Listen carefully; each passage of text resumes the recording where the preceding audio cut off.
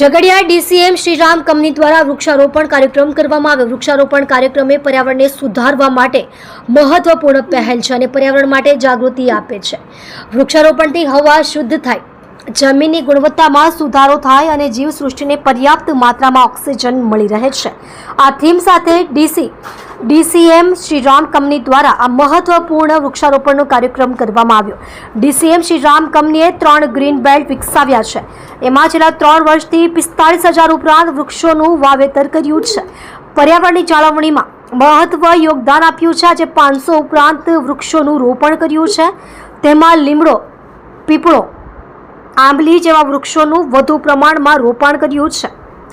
આ પ્રસંગે company BM Patel, COO Jayanti Parmar, vice president HR Arpit, Nanavati vice president environment healthy safety Nilesh Bharti, HR તેમજ company કર્મચારી staff મોટી સંખ્યામાં ઉપસ્થિત રહ્યા અને આ પર્યાવરણ જાગૃતિનો સંદેશ આપતા આ કાર્યક્રમને સફળ બનાવ્યો હતો। હું Jayanti Parmar, vice president human resource, DCM Shriram Jhagadia ખાતે 500 થી વધારે વૃક્ષોનું રોપણ હાથ ધરવામાં આવ્યું હતું। કંપનીના કર્મચારીઓએ લીમડો, પીપળો અને આંબલીના વૃક્ષોનું રોપણ કરીને જે ઓક્સિજનની માત્રામાં ખૂબ વધારો કરતું હોવાના ઝાડો છે। DCM શ્રીરામ દર વર્ષે પર્યાવરણની જાળવણી માટે મોટી માત્રામાં વૃક્ષોનું રોપણ કરી અને પર્યાવરણનું જતન કરે છે।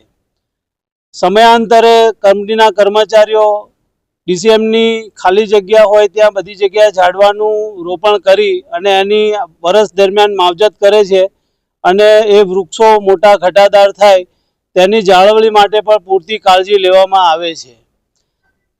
કંપનીના કર્મચારીઓ અન્ય જગ્યાએ પણ વૃક્ષારોપણ પ્રવૃત્તિઓને પ્રોત્સાહન આપી અને મોટી માત્રામાં લીમડો, પીપળો અને આંબલી જેવા વૃક્ષોનું નિરંતર વાવેતર કરે છે અને એની જાળવણી માટે સઘન પ્રયત્નો મૂકી અને પર્યાવરણના વિકાસ માટે સિંહ ફાળો આપે છે।